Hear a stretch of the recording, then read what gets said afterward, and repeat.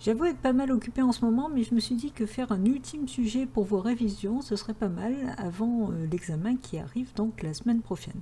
Je vais le traiter de la même façon que le précédent, c'est-à-dire en 4 vidéos pour traiter les 4 missions différentes. Alors je profite de cette vidéo pour vous dire que je me suis aperçu qu'il y avait pas mal de soucis au niveau des messages et commentaires.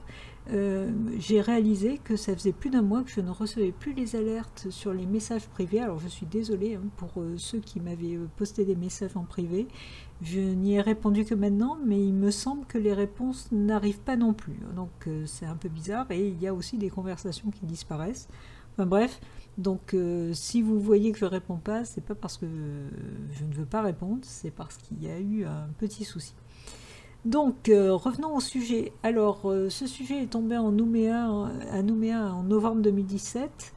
Et on va attaquer tout de suite avec la mission 1, qui est une mission qui porte uniquement sur du SQL, ce qui est assez rare dans les sujets, qu'il y ait une mission complète sur du SQL. Elle était sur 10 points sur 100, donc 2 points sur 20. Et on vous demandait d'écrire 3 requêtes. Alors, bien évidemment, comme d'habitude, il faut que vous ayez récupéré le sujet, donc allez sur n'importe quel site, ou directement sur le site Réseau Certa, vous avez tous les sujets. Vous le récupérez, vous essayez évidemment de le faire, c'est le meilleur moyen pour s'exercer, et ensuite vous suivez la correction. Donc je pars bien sûr à chaque fois du principe que vous avez lu le sujet, que vous le connaissez et que vous avez tenté de le faire. Donc la mission 1, nouvelle statistique, en fait à l'intérieur de cette mission, on vous demande juste tout simplement d'écrire 3 requêtes. Écrire les requêtes SQL qui répondent aux besoins exprimés par la DAN. Alors, dans cette mission, on vous invite à aller voir les documents 1 et 2. Donc, on va aller rapidement les voir. Donc, le premier document, c'est tout simplement la structure de la base de données. Donc, on vous donne un certain nombre de relations, dont certaines ont une seule clé, donc ce sont des tables avec une seule clé, d'autres qui ont plusieurs clés. Alors, vous avez des relations qui sont issues d'associations ternaires, carrément, avec app tab activé, qui contient 3 identifiants dans la clé primaire. La clé primaire est composée de 3 parties. Idem pour histo usage établissement et idem, non, là pour lui il n'y a que 2 identifiants, enfin 2 parties dans la clé primaire. Alors, quand vous avez des relations comme ça et que vous devez écrire des requêtes correspondant à ces relations, je vous conseille fortement, rapidement sur un brouillon, de faire le MCD correspondant. Parce que sous forme de MCD, les choses vont devenir tout de suite beaucoup plus claires. Alors, je vous ai fait justement le MCD, le voici. Je vais l'agrandir un peu. Voilà. Et là, on comprend mieux ce qui se passe. Donc, on a, en fait, on a des établissements ici. Les établissements peuvent mettre à disposition de certains utilisateurs. Alors, les utilisateurs, ce sont les enseignants, les étudiants, etc. Un certain nombre d'applications. Donc, il y a le nom de l'application, la version, la date d'installation.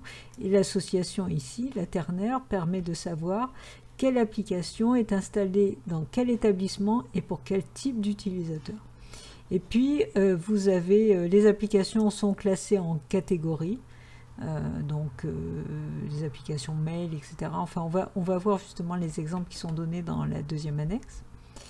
Et là, on a un cas. Alors, je voulais représenter sous forme de Meurice et pas Meurice 2, parce que dans les relations, ils l'ont représenté comme ça. Donc, j'ai gardé cette représentation-là. Donc, on a histo connexion établissement. Qui est entre établissement et une date. En fait, ça permet d'avoir l'historique par mois, parce qu'en réalité, les dates, c'est à chaque fois au 30 ou au 31 du mois. D'ailleurs, ils auraient dû mettre mois plutôt que date, mais bon, ça c'est pas très grave. Donc là, on a par mois un historique de connexion par établissement. Donc on sait combien il y a eu de connexions dans l'établissement pour l'ensemble des utilisateurs pour un mois précis. Et on a une association qui est en réalité une association sur histo connexion établissement normalement, mais ils ne l'ont pas géré comme ça dans les relations, on va voir pourquoi. Donc du coup c'est une ternaire parce que plus précisément que le nombre de connexions par établissement et par mois, avec cette nouvelle association, on a le nombre de connexions par établissement et par mois, et aussi par catégorie d'usage. Donc c'est un peu plus précis que juste l'ensemble des connexions. Alors je vous avouerai que quand j'ai vu ces relations et que j'ai construit le schéma correspondant pour que ce soit plus facile d'écrire les requêtes, je me suis dit, ouh là là, on part dans quelque chose de bien lourd. Il y a quelqu'un qui s'est... celui qui a écrit le sujet a dû se défouler en SQL pour faire des requêtes bien sympathiques à partir de ces différentes associations. Eh bien pas du tout. Alors pourquoi? À mon avis, ça devait être le cas au départ, mais les sujets sont retraités, retravaillés, etc. Et il a dû être, certaines requêtes ont dû être jugées trop complexes, et du coup ça a été fortement allégé. Le sujet global devait être trop lourd au final. Donc du coup, on a un MCD qui est extrêmement chargé quand même, avec des choses assez complexes, et finalement des requêtes qui utilisent très peu de choses, hein. C'est-à-dire qu'on ne va pas du tout utiliser, par exemple, cette association, où là, je m'attendais à quelque chose de bien sympathique à ce niveau-là. Ok, alors, je reviens sur les relations. Au niveau des relations, donc je vous parlais du fait qu'ils n'utilisaient pas Meurice 2, et on s'en aperçoit, donc la fameuse histo usage établissement, qui utilise en fait RNE établissement et date observation, qui représentent la clé primaire de histo connexion établissement. Vous voyez, RNE établissement et date observation. Donc, si dans la clé étrangère, au lieu de séparer, enfin, au lieu de faire juste le lien avec RNE établissement et séparément avec ID catégorie, qui est donc le troisième lien, ils auraient dû normalement mettre en clé étrangère deux attributs, c'est-à-dire le couple, voilà, le couple RNE établissement et date observation, et faire le lien directement en référence à histo connexion établissement. Là, on aurait été dans Meurice 2, et ça aurait été assez logique, puisque là, on a en quelque sorte quelque chose de plus précis. Le histo usage établissement apporte plus de précision que histo connexion établissement. Bon, ils l'ont laissé sous forme de classique, sans faire de lien directement avec une autre association. Pourquoi pas, c'est pas grave. De toute façon, ça ne nous servira pas pour faire les requêtes, donc c'est pas très grave. Une petite erreur quand même à relever dans ces relations. Ici, dans app et tab activité, ils ont mis en clé étrangère ID application ENT, en référence à ID de application. La relation ne s'appelle pas application, mais elle s'appelle application ENT. Bon, pas très grave, mais c'est vrai que c'est dommage, il y a une petite erreur qui est restée. Dans le document 2, on vous donne des exemples, donc des exemples de catégories usage, travail collaboratif, etc., des exemples de type d'utilisateur, élève enseignant, des exemples d'applications, donc vous voyez par exemple webmail, version 2 qui est de ID catégorie usage 102, c'est-à-dire que c'est courrier électronique. Voilà. Et puis on a des exemples d'établissement et des exemples aussi de type application établissement activé, c'est-à-dire les applications installées dans un établissement. Donc vous avez par exemple l'application 26 qui était l'application webmail 26, qui est pour un type d'utilisateur 2, le type d'utilisateur 2 c'est l'enseignant, et qui est installé dans l'établissement 99 machin A, c'est-à-dire le lycée Vanny-Bourmont. Voilà, on a la liste des applications activées.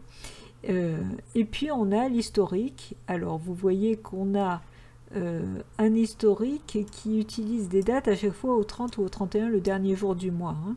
Donc là on a un premier historique. Par établissement, par mois, on a le nombre de connexions.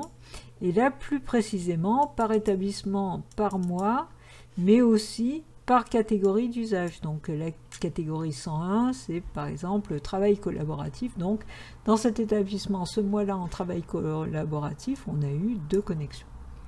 Voilà, on a fait le tour. On va pouvoir maintenant s'amuser à écrire les requêtes demandées. Donc première requête, on vous demande la liste des noms des applications répertoriées dans la catégorie d'usage parcours pédagogique. Donc on revient ici, voilà au schéma, où là on voit mieux ce qui se passe. Donc liste des noms des applications. Alors les noms des applications, on les a ici, voilà. Répertoriés dans la catégorie d'usage parcours pédagogique. Donc la catégorie d'usage parcours pédagogique est ici. Alors là, on a affaire à une requête extrêmement facile, hein, puisqu'il suffit de sélectionner le nom, de faire la pointure avec catégorie usage et de regarder le libellé parcours pédagogique. Donc voyons tout de suite ce que ça donne au niveau de la requête. Alors, je vous donne direct le résultat. On va le mettre en plus grand. Donc vous voyez, on a tout simplement un select nom. On prend la table application ENT, on va la joindre à catégorie usage, on précise sur quoi on joint. D'ailleurs, à ce sujet-là, j'ai fait exprès là, sur mon schéma de mettre sur les liens les rôles, c'est-à-dire les noms des clés étrangères. C'est pas obligatoire, mais forcément là c'est plus facile hein, de retrouver les différentes ce qu'il faut utiliser. Donc je vais essayer de mettre la requête pour qu'on la voit. Voilà, comme ça on voit la requête et on voit le schéma en même temps. Donc là, vous voyez, j'ai besoin d'application ENT, effectivement. J'ai besoin de catégorie usage, ici. Voilà. Je fais la jointure sur ID catégorie usage qui est la clé étrangère dans application ENT. Et je fais la jointure avec le ID qui est dans catégorie usage. Bon, vous remarquez que j'ai renommé évidemment l'état pour que ce soit plus facile à écrire dans le on, dans la jointure. C'est pas obligatoire, mais je vous conseille toujours de renommer les tables, sauf quand il y a une seule table évidemment concernée, et d'utiliser toujours, même quand il n'y a pas d'ambiguïté, prenez l'habitude d'utiliser les alias devant les différents attributs que vous allez utiliser. Au moins, là c'est plus professionnel, d'abord c'est plus parlant, on voit tout de suite que l'attribut est rattaché par exemple à la table C, c'est-à-dire catégorie usage, que nom est dans la table application ENT, donc c'est plus facile à lire. Et puis si jamais la requête évolue, qu'on rajoute des choses et qu'on rajoute des informations dans les tables, eh bien au moins vous savez que votre requête elle a une base qui est solide, qu'il ne peut pas y avoir ensuite ambiguïté entre noms d'attributs si jamais d'autres attributs sont rajoutés d'un côté ou de l'autre. Si jamais par exemple le libellé de catégorie usage, on décide de l'appeler nom, eh bien le fait de mettre ici c.nom au lieu de c.libellé, ça marchera très bien. Tandis que si vous n'aviez pas mis a.nom ici, le fait de laisser juste nom, il y aurait ambiguïté entre le nom de l'application et le nom de la catégorie. Voilà, donc ça c'est juste des usages, des habitudes. On n'attend pas autant de vous à l'examen, mais d'une manière générale, en tant que programmeur, prenez ce genre de bonne habitude. Deuxième requête, alors on vous dit afficher pour l'établissement 99 machin, le lycée Vanny Bourbon, on vous donne le code indirectement, le minimum, le maximum et la moyenne du nombre de connexions pour l'année scolaire 2015-2016, c'est-à-dire du 1er septembre 2015 au 5 juillet 2016. Au passage, ces dates sont un peu bidons, on va dire, hein, puisque de toute façon, on a des dates à chaque fois au 30 et au 31. On va quand même respecter ces dates, ça marchera quand même, mais si vous avez mis à partir du 1er septembre jusqu'au 31 juin, c'est pareil, hein, puisque le 5 juillet, on n'aura rien mémorisé à ce niveau-là. Ok, alors, on vous donne carrément le code de l'établissement, donc le fait qu'il s'appelle lycée Vanny Bourbon, on s'en moque complètement. Vous n'avez pas besoin d'aller jusqu'à la table établissement pour regarder son libellé, hein, puisque le code, vous allez l'avoir, le RNE établissement, vous allez l'avoir directement dans Histo Connexion Établissement, ici. Parce qu'on est bien d'accord que c'est ça qui nous intéresse, hein, le nombre de connexions, minimum, maximum et moyenne, pour l'année scolaire, donc par rapport à une date précise, sachant qu'on est bien d'accord que si j'ai fait cette entité date, c'est juste pour pouvoir créer les associations. Évidemment, il n'y a pas de table date qui traîne quelque part. On a directement la date observation à l'intérieur de Histo Connexion Établissement. Et du coup, pour cette requête, on n'a vraiment besoin que de cette table-là. Puis il suffit de faire le min, le max et la VG, la moyenne de cet attribut NB connexion sur la table Histo Connexion Établissement. Et évidemment, il n'y a plus qu'à rajouter les petites conditions, c'est-à-dire qu'il faut vérifier que le RNE établissement qui est à l'intérieur de cette association, de cette table, évidemment, c'est un des deux attributs de la clé primaire. Donc il suffit de vérifier que RNE établissement est égal à 99 machin, et il suffit de regarder que la date est bien comprise, donc date observation qui est aussi dans Histo Connexion Établissement, est bien compris entre le 1er septembre et le 5 juillet 2016. Donc voilà, je vous ai dit oralement ce qu'il fallait faire, je vous montre le résultat de la requête. Donc vous voyez que je travaille que sur la table Histo Connexion Établissement, du coup je n'ai pas mis d'alias. Je cherche le min, le max et la VG du seul attribut simple CNB connexion. Alors je les ai renommés, on ne va pas vous pénaliser à l'examen si vous ne les renommez pas, mais c'est quand même plus propre effectivement qu'on renomme pour qu'on puisse bien voir qu'est-ce qui correspond au minimum, au maximum et au nombre moyen de connexions. Et puis vous voyez derrière j'ai juste les conditions donc sur le numéro de l'établissement et la date observation between les deux dates. Alors si vous faites supérieur, au lieu de faire between, vous faites supérieur à cette date et date observation inférieure à cette date, évidemment ça marche aussi. Dernière requête, alors je vais réafficher le schéma. Alors la dernière était la plus compliqué on va dire, mais enfin franchement ça n'est pas très loin non plus, c'est pour un niveau BTS c'est largement faisable. On aurait pu faire des choses ultra plus jolies avec ce genre d'association, mais bon. Donc la dernière requête c'est liste des établissements libellés et types n'ayant aucune application répertoriée dans la catégorie d'usage travail collaboratif. Alors n'ayant aucune application, on est assez classiquement dans les requêtes de type not-in qu'on peut traiter de différentes façons. Mais bon, moi je trouve que la façon la plus simple, ça reste le not-in. Donc, on veut le libeller et le type des établissements. Donc, vous vous doutez déjà qu'on va avoir besoin, évidemment, de la table établissement. Et on veut qu'il n'ait aucune application répertoriée dans la catégorie travail collaboratif. Donc on va avoir besoin de la catégorie usage pour faire un test sur le libellé sur travail collaboratif. Alors les applications installées dans un établissement précis, elles sont ici, applications et tab activées. Donc il suffit de regarder, d'afficher tous les établissements, donc libellés et types, dont le RNE n'est pas compris dans cette association-là pour la catégorie usage travail collaboratif. Donc il suffit qu'on fasse un select sur libellé type avec RNE, not in, et il faut récupérer RNE ici dans application activée, après avoir fait bien sûr une jointure en passant par application ENT pour aller jusqu'à catégorie usage, pour chercher tous les RNE qui ont des applications de type travail collaboratif.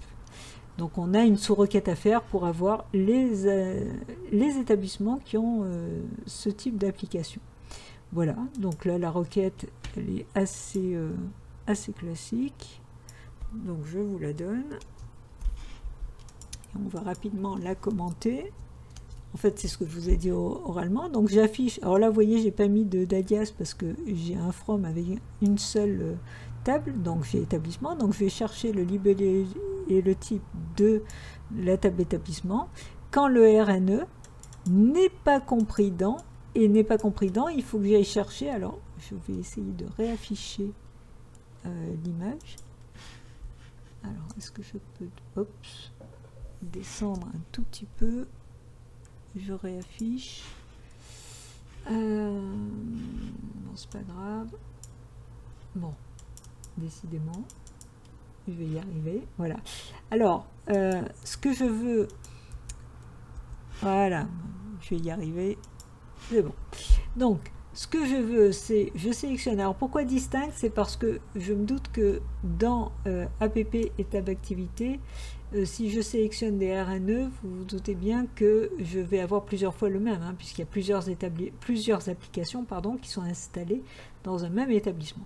Donc je fais un distinct pour optimiser la requête, c'est-à-dire que ça marche sans distinct, mais ça va optimiser la requête dans le sens que la comparaison avec le not-in se fera avec beaucoup moins d'informations.